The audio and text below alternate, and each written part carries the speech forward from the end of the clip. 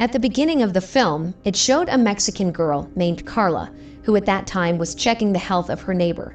It is known that Carla was still studying in her final year, and soon she would graduate to become a doctor.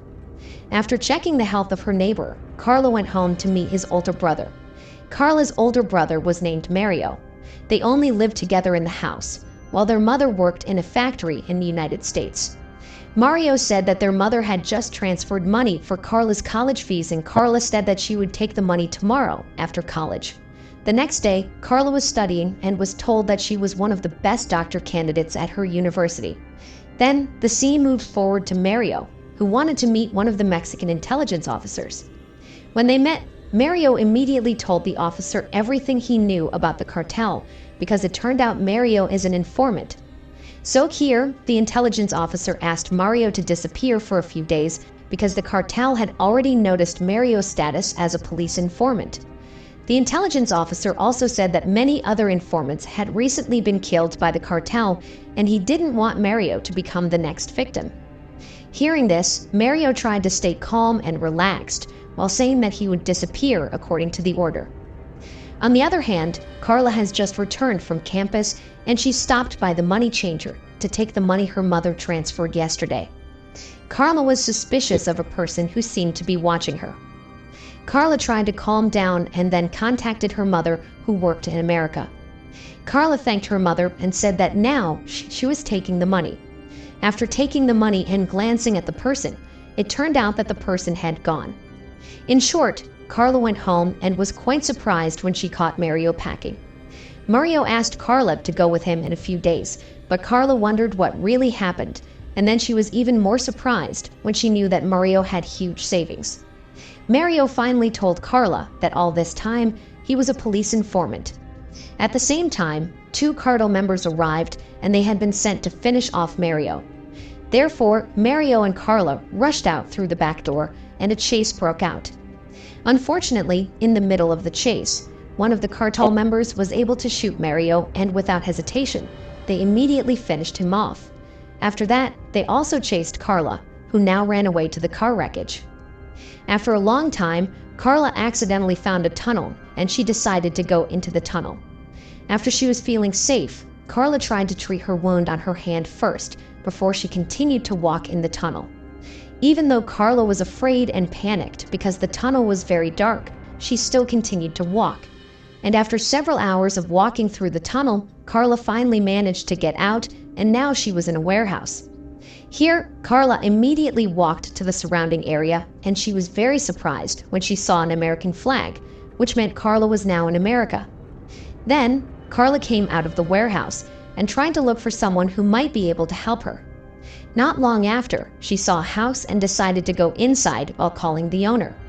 Carla was very surprised because the fan was on, but there wasn't a single person there answering her. When Carla was about to wash her face in the kitchen, suddenly something happened. Here, Carla accidentally found the body of a man with long hair who looked like had just been killed. Carla begged the person who shot her to stop because she was not a bad person and she just wanted to ask for help. And when Carla appeared from hiding, it turned out that the person was also seriously injured. This woman was named Enoch, a CIA agent. Carla said that Enoch was seriously injured and Carla was willing to treat her. At the same time, Enoch suddenly became unconscious due to a lot of blood loss. Carla immediately took Enoch to the room and then tried to treat her whose stomach was injured.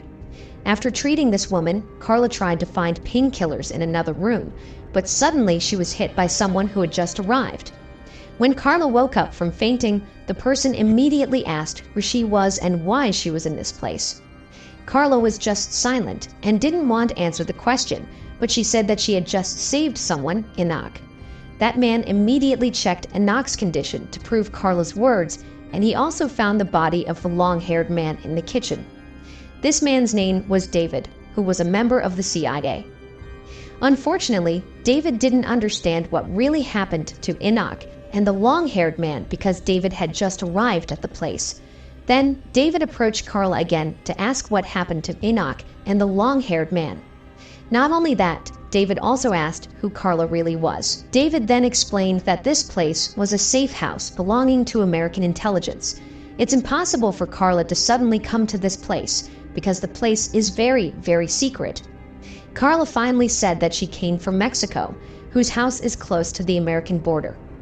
At one point, Carla accidentally entered a tunnel, causing her to come here. Meanwhile, Carla didn't know what happened with Enoch and the long-haired man, so David could ask Enoch after she woke up. Hearing this, David immediately invited Carla to show him where the tunnel was that she meant. When they were both heading to the tunnel, Carla asked who David and Enoch were, including the body of the long-haired man she saw in the kitchen. David explained that he and Enoch were CIA agents, while the long-haired man was a CIA informant. Shortly, Carla showed David the tunnel in the warehouse, and David just found out about the tunnel. Here, David assumed that the tunnel was probably made by the cartels, so they could smuggle illegal goods from Mexico to America, considering that this warehouse had been around for a long time, before the safe house was built. Then, David wanted to know in detail how Carla was able to get in the tunnel, so Carla told all the chronology to David. Carla also said that her brother had just been killed, and she told him about her status as a prospective doctor. After that, when they returned to the safe house, suddenly David's friend, Marco, came with an informant. David immediately told Marco to take the informant to the safest room. At the room, Marco immediately took off the informant's head, covering while apologizing because he was just carrying out the procedure. This informant's name was Susan, and she was a former subordinate of the drug cartel's boss who wanted to work with the CIA. On the other hand, Carla was being asked to check on Enoch's health.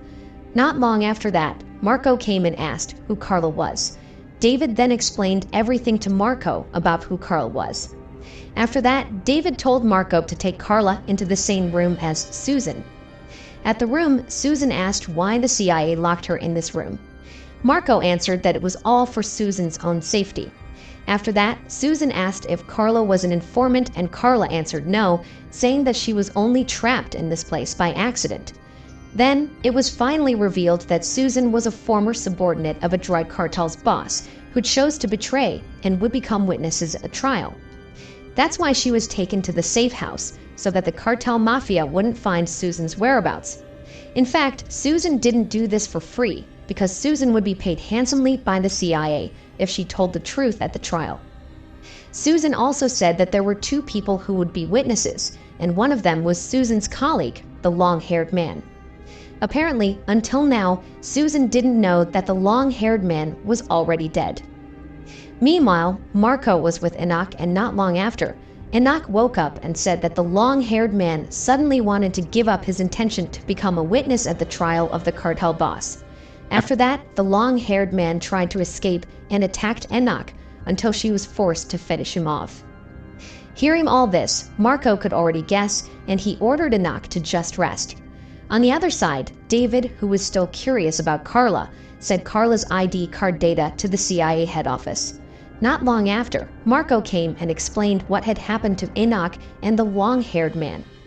Then, Marco came to the room where Susan and Carla were to give them drinks.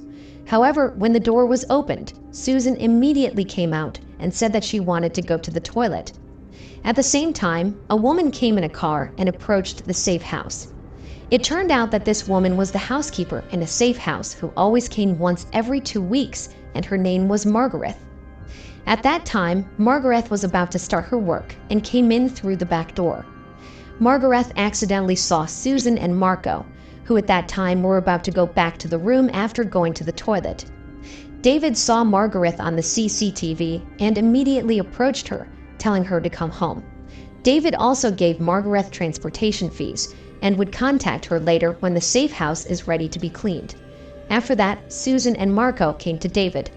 Here, Susan said that she no longer wanted to be locked in a small room, and she wanted to be with them. Susan also said that if the CIA kept locking her up, then she would never want to be a witness to the crime of the cartel boss. In the end, David allowed Susan in the guest room, but Marco had to continue to monitor her. Meanwhile, David also planned to return Carla to Mexico, including taking the body of the long-haired man. David didn't want Carla to interfere with their affairs.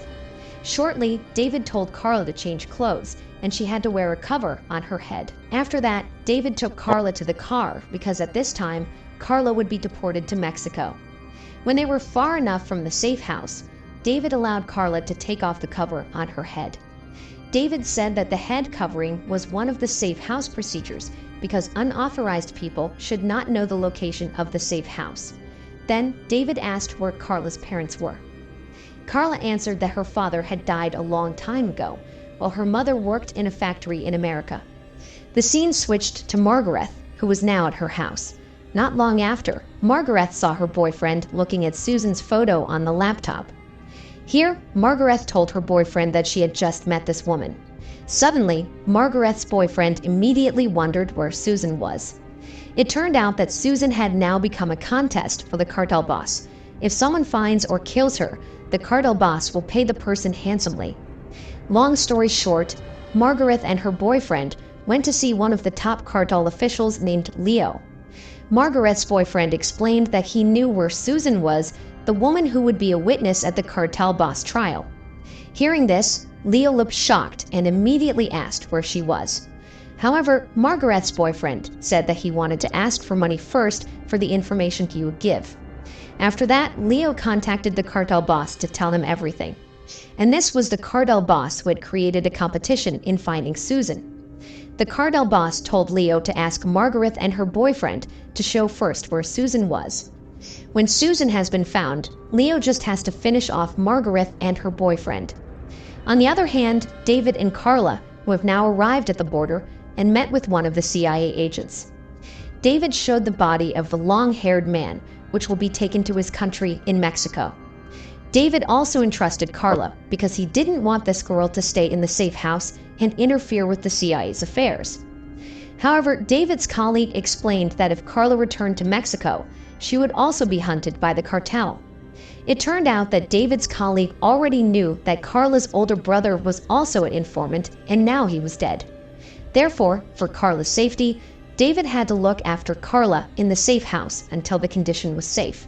In the end, David took Carla back to the safe house. On the other hand, Enoch looked better, but she immediately took a gun in the cupboard and then approached Marco and shot him. It turned out that Enoch's main goal was to kill Susan because Enoch was also after the money from the contest made by the cartel boss. It was finally told that the reason Enoch killed the long-haired man was not because the man wanted to escape, but rather because the man was also part of the cartel boss contest. Then, on one occasion when Enoch was about to pick up a gun that had fallen, Marco immediately finished off her. Not long after that, David and Carla finally arrived at the safe house, and they were both shocked when they saw Marco was injured. Marco then explained that Enoch was a CIA traitor who wanted to get money from the cartel boss. Hearing this, David told Marco to calm down and asked Carla to immediately treat Marco. On the other hand, Margaret and her boyfriend were now taking Leo and his cartel group to near the safe house. Here they would first monitor from above to confirm Susan was really there. Not long afterward, they saw Susan, who came out because she wanted to get away from the safe house quickly. When David was trying to stop Susan, that's when the sniper shot at Susan. Luckily, the shot only hit Susan's shoulder and Carla immediately treated her. Leo and his gang went to the car, and without hesitation, they killed Margaret's boyfriend. Margaret tried to run as far as possible, but the sniper easily paralyzed her. After that, they got closer to the safe house because they had to be able to finish off Susan that day. Meanwhile, David was seen taking weapons, including bulletproof vests. Then David approached Marco and asked if Marco was ready to fight, and Marco agreed. After that, David told Marco to go through the back with Susan and Carla, while David will stay inside to fight them. For a few moments, Leo and his men started to enter the safe house, and a shootout against David ensued. On the other side, Marco, Susan, and Carla, who were trying to escape, were actually caught by the sniper. Marco immediately threw a smoke grenade, and then they started to take turns dodging attacks from the sniper. However, when it was Marco's turn, it turned out that Marco was shot in the stomach. In the end, the three of them decided to just hide in the warehouse. The scene returned showing David, who was still continuing to shoot at them. On one occasion, David was able to finish off Leo's men. In the meantime, Leo was seen coming out of the house and asked the sniper about where their target was. The sniper immediately pointed towards the warehouse. Shortly, Leo went into the warehouse, and then he started looking for his target. Beside that, David also secretly looked for the whereabouts of his enemy until he met the sniper. Then, without hesitation, this is what David did. Meanwhile, Leo was still continuing to search his target in the warehouse, and finally Leo found Carla, who was hiding alone. Leo threatened Carla so that she would tell him where Susan was. At first, Carla didn't want to answer until Leo was forced to finish off her. But before that happened, David suddenly came and he fought Leo. After Leo was finished off, Carla took David to Susan and Marco's hideout. Apparently, Marco was seriously injured and they immediately rushed away. Long story short, Carla was now at the hotel. Here, Carla saw the news about the Cartel boss, who was finally proven guilty based on Susan's testimony, and he would be sentenced to death. Sometime later, David appeared and asked Carla to go somewhere. On the way, Carla asked David about Susan and Marco. David answered that Susan is fine and now lives in Italy. As for Marco, he is also fine and is now taking holiday leave with his family. A few hours later, David finally arrived at his destination, and Carla asked why David had stopped here. It turned out that David had moved Carla's study medicine at the best university in America. Not only that, Carla could also immediately work in any medical department as a thank you from the CIA. Then David told Carla to get out of the car, because the house in front of her was officially Carla's house. And when Carla was about to enter the house, her mother was also there and would live together with Carla.